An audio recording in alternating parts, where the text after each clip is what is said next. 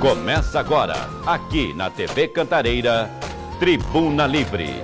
A apresentação, Roberto Samuel. Programa Tribuna Livre, diretamente dos estúdios da TV Cantareira, sempre trazendo pessoas aqui que escutam a cidade e assuntos de relevância ou interessantes que você possa também participar através de perguntas pelas redes sociais, tanto no Twitter como no Facebook. Você pode nos mandar suas questões. Tem lá, Roberto Samuel, procure no Facebook, você vai encontrar e aí você vai poder mandar as perguntas. Também no Twitter, @RobertoSamuel10, no Twitter você pode mandar suas questões. Hoje, um programa muito interessante, já faz algum tempo que eu já tinha convidado o Sidney Roberto Júnior, ele que é um dos integrantes, um dos organizadores da Marcha da Maconha na cidade de Guarulhos. E sempre tem muita polêmica, eu tenho uma opinião, ele tem uma opinião diferente, mas como nós estamos aqui para discutir todos os pontos, eu fiz questão de trazer esse grande amigo que é o Sidney Roberto. Boa noite, conhecido também como Cerveja. Boa noite, Sidney Roberto. Boa noite, importante estar aqui, agradeço o espaço para discutir um tema tão importante para a sociedade, que é a política de drogas, a maconha e os efeitos, tal, o que ela causa na sociedade, o que os dogmas, os preconceitos, os conceitos, as pesquisas que acontecem em torno do tema. Acho que é muito importante abrir esse espaço para a gente debater esse tema. Bom, primeiro eu estava conversando com ele a respeito de onde a origem da maconha. Ele está me falando que o consumo da maconha é muito antigo, não é isso? Sim, tem estima-se, há cerca de 10 mil anos.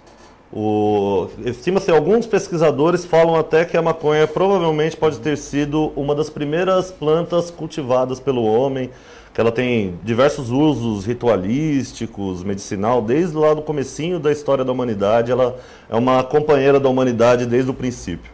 Eu estava falando assim, então nós temos maconheiro há muito tempo. Aliás, a expressão maconheiro, é considerado pejorativo? Como é que a pessoa que consome esse tipo, a maconha, como é que ela se vê? Ela se sente também prejudicada? Quando alguém a chama de maconha, ela se sente como se fosse uma expressão pejorativa, Sidney?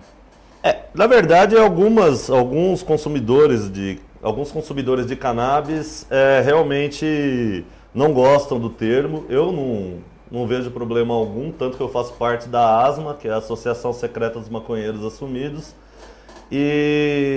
Porém, o grande problema não é na palavra, no termo em si, mas no preconceito que é carregado junto, né? No preconceito que é imposto junto. Então, que é aquela velha história, fala, o maconheiro é um vagabundo, tal, e na verdade, o maconheiro é uma pessoa como qualquer outra, como a desmistificação das drogas é importante na sociedade.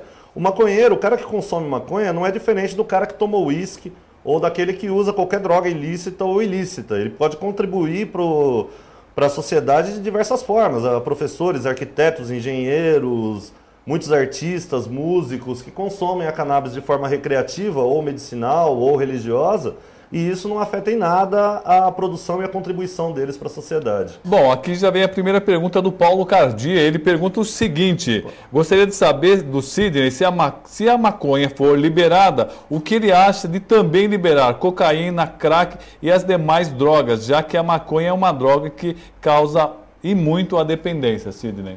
Certo. A pergunta é bem interessante, mas eu discordo do... Qual o nome dele?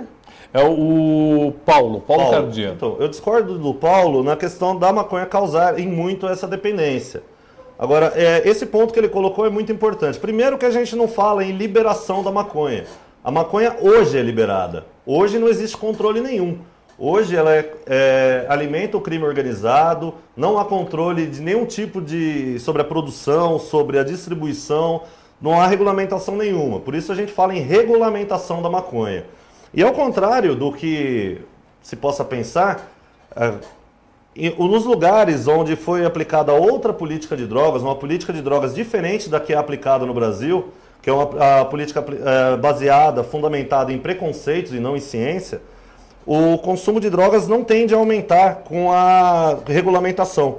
Portugal, há cerca de 10 anos, mudou a lei de drogas. Aliás, Sidney, essa é a pergunta do Rafael Osório. Já emendando, então, se já responde, ele pergunta para você qual o resultado que países que mudaram a lei de drogas tiveram. Perfeito, está dentro dessa questão. O Portugal, por exemplo, que é o caso que eu estava falando, há cerca de 10 anos, aliás, há 10 anos, está comemorando agora 10 anos da mudança de política de drogas, e o uso problemático de drogas em Portugal caiu a 50%. Por quê? Isso tem alguns fatores bem simples.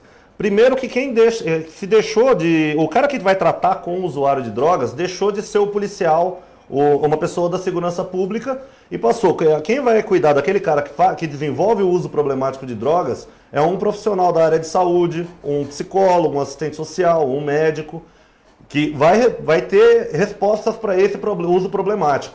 Ao passo que no Brasil e nos países que ainda adotam essa política repressiva, ultrapassada de se tratar a questão das drogas, só aumenta o problema, porque um policial, bem, ele não é o papel dele cuidar disso, e a gente sabe que a nossa polícia militar não tem o preparo adequado para tratar com esse problema, aliás, com vários outros problemas, como a questão de manifestações, etc., né? Agora, só para terminar a resposta do rapaz que perguntou, portanto, eu diria que, na verdade, a descriminalização da maconha pode ajudar, inclusive, no tratamento de outras drogas. Tem uma pesquisa da Universidade Federal de São Paulo, do Instituto de Psiquiatria da Universidade Federal de São Paulo, onde usuários de crack recomendou-se a eles que não pode se indicar, porque a maconha ainda é proibida no Brasil, então a questão médica é um problema da proibição também, mas as pessoas que conseguiram substituir o crack pela maconha e algum tempo depois deixaram de usar crack. Então a maconha você viria, como muitos dizem, que é uma porta de entrada, seria uma espécie de porta de saída, na sua opinião? Perfeitamente, não só na minha opinião, como na opinião de pesquisadores da Universidade Federal de São Paulo, da Escola Paulista de Medicina, com uma pesquisa científica séria que demonstra isso. E, inclusive, eu citei o caso de Portugal, mas diversos outros países estão mudando as suas políticas de drogas. Na Califórnia, por exemplo, é regulamentado, e na Califórnia e em outros 17 estados americanos, o uso medicinal da maconha. Não houve explosão de consumo, muito pelo contrário. Passou-se a ter controle sobre a qualidade da maconha consumida, produzida e distribuída, e isso minimizou os problemas de saúde. E o uso medicinal é muito importante para se salvar vidas. O nosso lema aqui da Marcha de Guarulhos e de outras marchas também é que a legalização salvará vidas. E um dos motivos uma das formas de salvar a vida é exatamente esse uso medicinal cientificamente comprovado que a maconha tem. Bom, e o Francisco Hilton, ele que é do sindicato, se eu não me engano, que é do papel dos gráficos, né? Ele diz o seguinte: tenho escutado e visto várias pessoas tratando da liberação da maconha no campo político e gostaria da opinião de alguém do campo médico. Aí poderíamos avaliar quais os verdadeiros efeitos dessa droga no organismo humano. O que o Sidney pensa sobre isso? É o Francisco. Bem, eu diria que o Francisco está coberto de razão.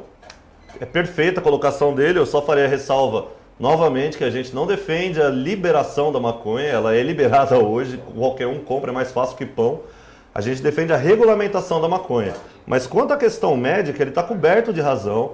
E eu posso indicar, se você entrar na internet e procurar primeiro Congresso Internacional de Drogas, é um congresso que aconteceu em Brasília, foi um congresso que aconteceu em Brasília, na Universidade de Brasília, na UNB, agora no começo do ano, em maio. E foi organizado pelo Renato Malcher, que é um neurocientista, e teve a participação de diversos médicos, João Menezes, Dart Xavier e várias outras pessoas que tratam exatamente dessa questão que ele está colocando. Não só médicos, viu? Ou profissionais de outras áreas, né?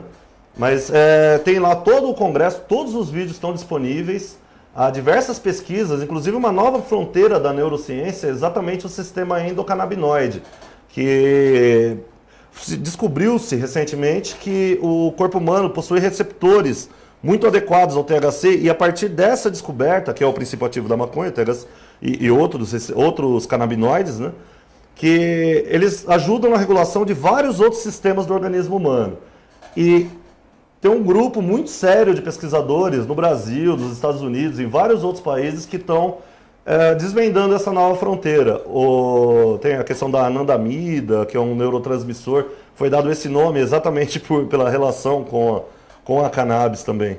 Bom, quero agradecer aqui o pessoal que está nos acompanhando aqui, o Maurício Fábio, o Calbi Paulino, o Catalã, o Rodrigo Ferraz Lacerda, e temos também aqui o Sangue de Zapata, que está nos acompanhando, que você conhece, ele é da região de Atibaia. De Atibaia, nos acompanhando aí via internet. O Sidney me trouxe vários materiais aqui, que são de vários partidos de esquerda, né? É do PSTU também, por exemplo, ó, nós temos do PSTU e também temos do núcleo do Partido dos Trabalhadores. Sim. São partidos que são sérios, lógico, né? E também estão discutindo essa questão das drogas. A coisa tem que ser discutida e não pode ser através de preconceito, mas sim com inteligência para se chegar a um senso comum. Mas um senso comum que existe, Sidney, é de que a maconha causa violência. Ou seja, o cara fumou maconha e fica violento, sai matando, sai batendo. Qual a sua opinião a respeito disso, da violência e do uso da maconha? Certo. Eu só queria ressaltar que tem outros partidos que também têm. É verdade, o PSOL, por exemplo, possui uma setorial de drogas, que debate muito seriamente a questão das drogas. Tem o vereador Renato Cinco, no Rio de Janeiro, que foi um dos primeiros organizadores da Marcha da Maconha, junto com o André Barros, que é do Partido dos Trabalhadores.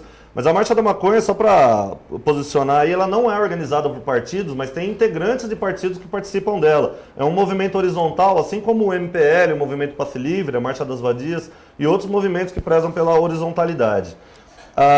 Na questão da violência, eu diria que é puro preconceito e está muito enraizado na raiz racista da proibição da maconha. As primeiras leis de proibição, onde a maconha é proibida, com a lei do pito de pango, que o doutor André Barros trata muito bem dessa questão, que é um advogado lá do Rio de Janeiro, então fazem parte da Lei Geral da Capoeiragem, que proibiu os costumes dos negros. A droga dos brancos era o álcool e outras drogas. Essas drogas eram socialmente aceitas, ao passo que a droga que os negros consumiam era rechaçada, assim como a capoeira, a religião dos negros era perseguida e todos os costumes negros. Nessa Lei Geral da Capoeiragem está a origem da proibição da maconha e grande parte do preconceito que envolve a maconha no Brasil e nos Estados Unidos também com um problema racial, com a questão dos mexicanos. Os imigrantes chicanos é que consumiam a maconha e todo imigrante, principalmente os pobres, os proletários, carregam esse cerne de ser violentos, de ser. Ao passo que a gente sabe que o Estado, que é a burguesia, que é a opressora e violenta contra os trabalhadores. A Aninha Cardoso, ela está pedindo para perguntar sobre a contradição da legalização do álcool e a maconha. Ela falou que não é a Ana do Comitê do Transporte. Ah, tá bom. Ela pediu para divulgar, terá ato no dia 9/8, às 18 horas, no Terminal São João. Então está divulgado. Ato sobre o transporte, Ana, no Terminal São João, no dia 9/8. Fala um pouquinho sobre essa contradição rapidamente. Isso, mais um dos absurdos, uma das grandes contradições da proibição da maconha. Se proíbe várias drogas que causam morte, que a gente sabe que são perigosíssimas, né? Por exemplo, eu posso ir até uma farmácia, uma drogaria, que é um lugar que se vende drogas, o próprio nome já diz, comprar muito Doril lá, um monte de Doril e matar com um determinado psicotrópico legalizado. O álcool acontece a mesma coisa. Não existe nenhum caso, nesses 10 mil anos de uso da maconha, um registro de morte por consumo de maconha. Mesmo os problemas psicológicos são atribuídos à maconha, são questionados por diversos psiquiatras, que na verdade o que eles colocam é que a metodologia da pesquisa foi colocada de maneira equivocada. Bom, vale lembrar que nós estamos aqui para discutir todos os assuntos. Ninguém é contra nem a favor, nada aqui. Vamos deixar isso bem claro. Eu quero passar a agradecer ao Paulinho Catalã. Ele fala, boa noite, Roberto. Há um tempo venho assistindo sempre o seu programa e hoje o tema está muito bacana, pois também ele é a favor da legalização por muitos motivos. Ele mandou um abraço para o Sidney e mandou fazer a seguinte pergunta, pediu para você falar a respeito do caso do Geraldo, que estava comentando comigo, a respeito do fundador da primeira igreja etíope copte do Sião do Brasil, com sede na Americana. É um líder religioso preso e condenado injustamente por tráfico de drogas. Quer comentar alguma coisa rápida? Mas com certeza, até agradeço a oportunidade de poder falar nisso. Era uma das coisas que eu considerava mais importantes falar aqui hoje, que é um dos absurdos e está exatamente nessa contradição gerada por esse racismo, por esse preconceito que envolve. Se fala muito hoje na questão da liberdade religiosa, porém, diversas religiões fazem uso ritualístico de diversas drogas. A Igreja Católica, por exemplo, com álcool, tem a questão do Santo Daime, faz uso de uma raiz, de um cipó alucinógeno. E os Rastafaris fazem uso ritualístico da maconha. O Ras Geraldinho é uma liderança importante dos Rastafaris e sofreu uma perseguição religiosa, uma afronta às liberdades individuais, ao direito de expressar sua religião e sua fé, e foi preso por ter alguns pés de maconha que eram consumidos ritualisticamente dentro da igreja coptic, lá em Americana. O Ras Geraldinho ele foi condenado a 14 anos de prisão, estão ameaçados agora da perda do terreno da igreja Rastafari, lá, da qual ele faz parte, né? E todos os outros Rastafaris do Brasil sofrem esse mesmo risco, essa mesma perseguição, o que é um absurdo. Por isso é mais um motivo para se defender a descriminalização e a regulamentação da maconha, a legalização da maconha. Por quê? Porque aí você garante a plena liberdade religiosa dessas pessoas. Não tem cabimento que determinada religião possa fazer uso do seu psicotrópico ritualístico e a outra não. Essa diferenciação é totalmente absurda e injusta, bem própria do nosso sistema político. Bom, o Ângelo Macedo de Oliveira, ele que é ligado à cultura. O Ângelo, ele pergunta, o Sidney participa de eventos culturais levando informações sobre a maconha? Sim, talvez não tanto quanto gostaria, porque também eu sou envolvido em outros movimentos sociais, como o Passe Livre, a Marcha das Vadias e outros. Tive recentemente agora lá em São José do Rio Preto na ocupação da Câmara e tal. Mas é importantíssimo que as pessoas tenham a possibilidade de entender que a maconha é uma planta, primeiro, é uma planta, que tem um princípio ativo sim, que tem usos médicos. E é importante levar isso para todas as atividades culturais e fazer esse debate. Recentemente foi aprovada uma lei aqui em Guarulhos, acho que em São Paulo, em outras cidades também, sobre a questão de ser antes de qualquer evento cultural, ser obrigatório passar um vídeo sobre informação sobre drogas. Eu achei interessante, desde que a gente possa participar desse debate e levar essa discussão. Primeiro porque a questão das drogas ela tem que ser tratada com sinceridade. Não adianta você pintar um monstro onde não existe. Por exemplo, na questão da descriminalização das outras drogas, que aquele primeiro rapaz perguntou, em Portugal, lá foi despenalizado o consumo de qualquer droga, inclusive heroína, cocaína e tal. O consumo não explodiu, as pessoas conseguiram ser atendidas por assistentes sociais, por psicólogos. Quem desenvolve uso problemático consegue resolver esse uso problemático. Portanto, a lei de morte que vigora hoje no Brasil é um grande absurdo. A gente tem que partir para uma lei que defenda a vida, uma lei que possibilite que as pessoas tenham liberdade e não morram sem motivo. Ô Cidina, mas nós vivemos num país capitalista, o nosso mundo é capitalista. Você não tem medo de repente, as grandes empresas do cigarro, por exemplo, comprar essa ideia e começar a ter lucro na venda da maconha? Eu não diria que eu tenho medo, eu diria que isso, infelizmente, é uma realidade. Eu, como bom comunista que sou, não me agrada nem um pouco essa ideia, mas isso já está acontecendo, na verdade. Nos Estados Unidos, 2 estados, a partir desse ano, o estado do Colorado e o estado de Washington, legalizaram a maconha. Legalizaram, principalmente no estado de Colorado, para qualquer tipo de consumo, recreativo, religioso, industrial, etc. Um dos milhares de usos que a maconha tem lá, todos estão regulamentados. Desculpa. Um milionário lá já afirmou que quer criar o Starbucks da maconha, que vai ganhar milhões. Bem, dentro do sistema capitalista ele está fazendo o jogo. Claro que eu combato esse jogo. Eu defendo, por exemplo, a regulamentação isso eu individualmente, defendo a regulamentação do plantio caseiro e que o desenvolvimento, principalmente das áreas de assentados do MST, da agricultura familiar, de agricultura orgânica, A possibilidade deles plantarem maconha para o uso medicinal, por exemplo, do combate ao câncer, ao glaucoma e outras doenças, poderia gerar renda para essas pessoas, ajudando ela a fixar no campo. E a fibra da maconha também tem várias outras utilidades, eles poderiam, como alimentação de gado e outros alimentos. Bom, Sidney, obrigado. Olha, o nosso tempo estourou, cara. Foi muito gostoso o tempo, mas... Posso só falar de um evento que vai ter? Claro, você tem aí 1 minuto para falar. Tá certo. Que vai ter agora em novembro, em Atibaia, os nossos parceiros de Atibaia, a galera lá da Marcha da Maconha de Atibaia, está sempre com a gente esteve lá também.